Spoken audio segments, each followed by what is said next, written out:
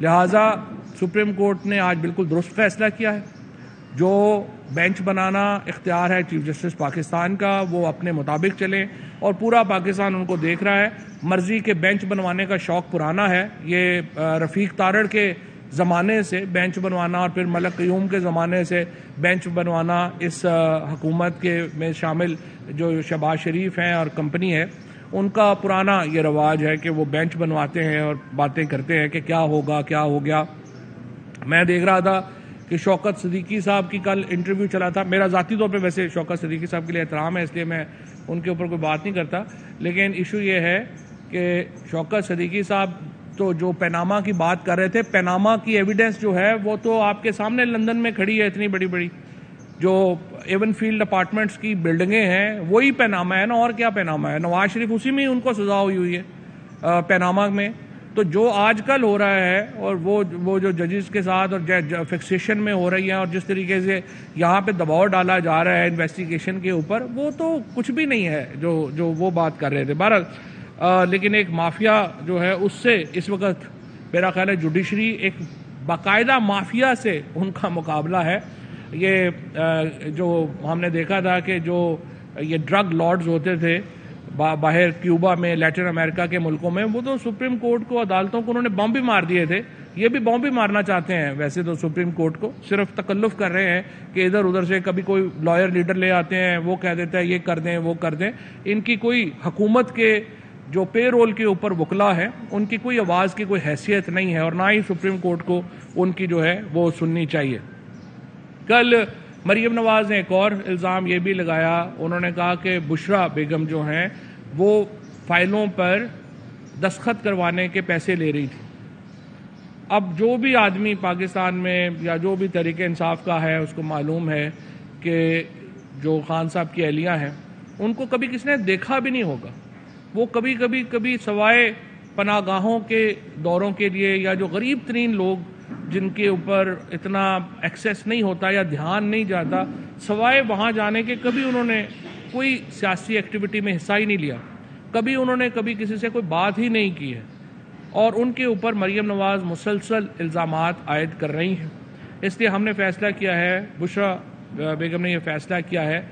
کہ ان کی طرف سے ایک نوٹس مریم نواز کو بھیجا جا رہا ہے، جس میں انہیں یہ کہا جا رہا ہے کہ ان کے خلاف ہم کرمنل پروسیڈنگز جو ہیں، فوجداری مقدمہ جو ہے وہ ہم دائر کر رہے ہیں پاکستان پینل کوڈ کے تحت، کیونکہ یہاں پہ جو ہرجانے وغیرہ ہے وہ تو آ ہی نہیں رہا. لہٰذا ریپوٹیشن کو ڈیمیج کرنے کے اوپر ان کے اوپر جو ہے وہ کرمنل کیس کرنے کا فیصلہ کیا ہے، اور یہ بشرا بی بی کی طرف سے یہ نوٹس جو ہے وہ مریم نواز کو آج بھیجا جا رہا ہے. اس کے ساتھ میں یہ بھی کل بھی ایک جعلی خبر چلائی گئی، کہا گیا کہ جو عمران خان کے دورے ہیں ان کے اوپر جو ہے وہ پیسے جو ہیں وہ بڑے زیادہ پیسے جو ہیں وہ خرچ ہو گئے ہیں. یہ اس کے اوپر بھی میں آتا ہوں، مجھے وہ ڈاکومنٹ دے دیجیے گا جو خان صاحب کے دوروں کا ڈاکومنٹ ہے، وہ بھی میں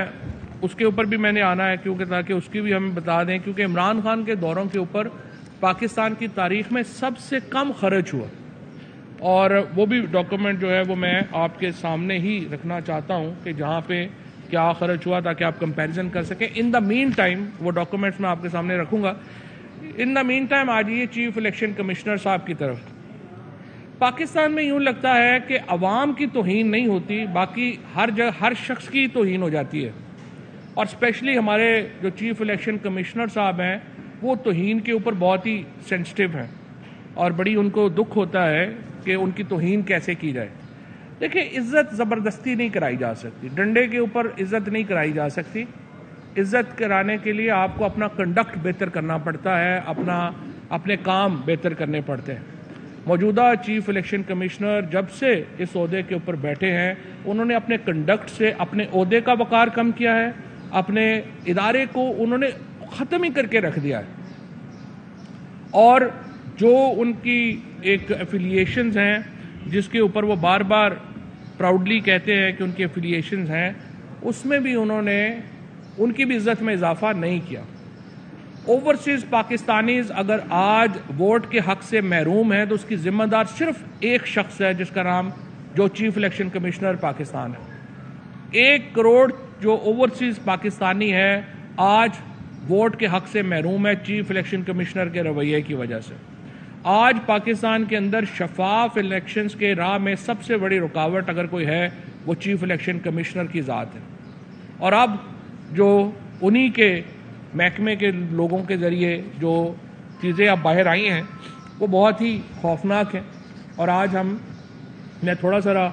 آپ کو بتاتا ہوں کہ جو ان کی ذات کے اوپر چیزیں ہیں وہ کیا آئی ہیں۔ اس سے پہلے ظاہر ہے کہ آپ دیکھیں کہ ان کا رویہ، چاہے وہ نگران حکومتوں کے قیام کی بات ہو،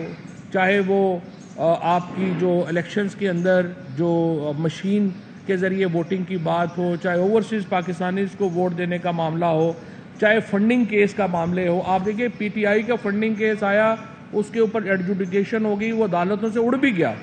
پیپلز پارٹی اور نون کے کیس کی فنڈنگ کیس کدھر ہے؟ وہ کیوں نہیں آ رہے؟ آپ جاتے ہیں وہاں پہ، وہ کبھی ایک بہانہ کبھی دوسرا بہانہ، نون لیگ اور پیپلز پارٹی کے فنڈنگ کیسز لوگوں کو یاد بھی نہیں رہ گئے کہ وہ کدھر چلے گئے۔ یہ تو تماشا لگا ہوا ہے کہ صرف تحریک انصاف کے لوگوں کے اوپر جو ہے وہ کیسز چلانے ہیں۔ ہمارے استعفوں کے اوپر جس طریقے سے جو ہے وہ انہوں نے کنڈکٹ ان کا کیا، سینٹ الیکشن کے درمیان اندر ضمیر فروشی کی حوصلہ افزائی کا معاملہ ہو، رجیم چینج آپریشن کے دوران سندھ اسمبلی میں، سندھ ہاؤس میں جو منڈیاں لگیں اس پہ خاموشی کا معاملہ ہو، الیکشن کمشنر نے طے کیا کہ انہوں نے پاکستان میں کوئی، اور میں حیران ہو جاتا ہوں 70-72 ان کی عمر ہے، کتنا عرصہ بندے نے زندہ رہ جانا ہوتا ہے؟ کوئی اپنی لیگیسی کا دھیان کرتا ہے؟ کوئی بندہ جب سوچتا ہے کہ جب میں جاؤں گا تو پیچھے کیا چھوڑ کے جاؤں گا اپنی اولاد کے لیے، کوئی اپنے خاندان کے لیے، کوئی چیز تو فخر کی چھوڑ کے بندہ جانے کی کوشش کرتا ہے، لیکن یہ ابھی تک انہی کاموں میں جو ہے وہ لگے ہوئے ہیں۔ اب سب سے پہلے میں آپ کو بتانا چاہتا ہوں کہ انہوں نے کیا کیا۔ دیکھیں، پہلی بات کہ آرٹیکل 221 کے تحت جو الیکشن کمیشن میں جو تعیناتیاں ہے، یہ اختیار الیکشن کمیشن کا تھا، یعنی 5 ممبران نے یہ تقرریاں کرنی تھیں، وہ چیف الیکشن کمشنر نے خود اپنے پاس لے لیا۔ پریزیڈنٹ آف پاکستان سے بھی اس کی جو ہے وہ کوئی انہوں نے اس کی نہیں بنائی، جو رولز اینڈ ریگولیشنز تھے ان کو فالو نہیں کیا گیا۔ اکاؤنٹس گروپ کے ریٹائرڈ افسر ہیں منظور اختر ملک صاحب، وہ ریلوے سیکٹری تھے جب یہ، تو اس وقت بھی ان کے ساتھ تھے، ان کو ایڈیشنل سیکٹری ایڈمن تعینات کیا گیا اور کوئی اشتہار بھی اس ضمن میں نہیں دیا گیا۔ خالد صدیقی نام کے ایک شخص کو گریڈ 20 میں ADHR تعینات کیا گیا، اور اس کی تصدیق کے لیے بھی جو ہے وہ کوئی اشتہار اور اس کی تقرری کانٹریکٹ پہ کر دی گئی، کوئی اس کا، وہ بھی صرف یہ ہے کہ اس کی قرابت داری ہے، ان کی دوستی ہے چیف الیکشن کمشنر سے، وہ صاحب بھی اپوائنٹ ہو گئے ہیں۔ اچھا، اب یہ جو منظور اختر ملک صاحب ہیں، ان کے رشتہ دار ہیں اور ریلوے سے اسسٹنٹ ریٹائر ہوئے ہیں ملک محبوب علی، ان کو ڈپٹی ڈائریکٹر بجٹ میں 18ویں گریڈ میں تعینات کر دیا گیا۔ 18ویں گریڈ کی نوکری دے دی ہے، کوئی نہیں، یہی کوئی پولیٹیشین کسی نے دی ہوتی، اب تک وہ نیب کے چکر لگا رہا ہوتا اور ساری چیزیں جو ہیں وہ اس کا ہو گیا ہوتا۔ خرم شہزاد نامی ایک شخص جو ہے وہ بھی یہاں پہ لیگل کنسلٹنٹ تھا جب وہ ریلوے میں تھے، ان کو 20ویں گریڈ میں ایڈیشنل ڈائریکٹر جنرل لا تعینات کر دیا گیا، اور اب خرم شہزاد کا پہلے ایڈ دیا گیا تھا، وہ پورا نہیں ہوتا، پھر خرم شہزاد سے لے کے ایک باقاعدہ اس کو ایک فوٹو کاپی بنا کے کہ خرم شہزاد نہیں لگنا ہے، وہ اشتہار جو ہے وہ چھاپا گیا۔ اسی طرح سے ڈی جی لا کی کانٹریکٹ جو ہے وہ دیا گیا ہے۔ ڈی جی پولیٹیکل فائنانس بھی ایک ریٹائرڈ افسر ہے، اس کو بھی اسی طریقے سے جو ہے وہ لگا دیا گیا۔ ڈی جی ڈیولپمنٹ کو بھی بغیر کسی اشتہار کے کانٹریکٹ پہ کمیشن میں جو ہے وہ بھرتی جو ہے وہ کیا گیا۔ پھر ایک پروجیکٹ مینجمنٹ یونٹ تشکیل دیا گیا ہے جو اس وقت لاکھوں روپیہ تنخواہیں جو ہے وہ لے رہا ہے، اور اس کے لیے بھی کوئی طریقہ کار جو ہے وہ نہیں بنایا گیا۔ اس کے ساتھ ایڈیشنل سیکرٹری ایڈمن جو بنیادی طور پہ AGPR کا تھا، اور اس کو جو ہے وہ ڈیپوٹیشن پر الیکشن کمیشن میں تعینات جو ہے وہ لے آئے تاکہ ان کو جو ہے وہ بڑا اس کو عہدہ دیا جا سکے۔ 2021 میں گریڈ 17 کے الیکشن آفیسرز کی بھرتیاں ہوئیں، 63 سے 75 امیدواروں کے انٹرویو کیے گئے۔ سلیکشن کے دوران خود چیف الیکشن کمشنر نے کہا جی میں نے پینل میں بیٹھنا ہے، وہ پینل میں بیٹھ گئے، اور سارے لوگ جو ہیں وہ اپنی مرضی سے اپنے کر لیے، اور سرگودا سے بھی انہوں نے جہاں سے وہ ہیں وہاں سے لوگ جو ہیں وہ وہاں پر بھرتی ہو گئے۔ اپنے جو بردر ان لا ہیں ان کے بیٹے کو بھی ملازمت جو ہے وہ وہاں یہاں پہ دلوا دی، وہ اس وقت CDA میں چھوٹے گریڈ کے اوپر تھا، اس کو چیف الیکشن کمیشن میں لے آئے، اس کو بڑے عہدے کے اوپر دلوا دی۔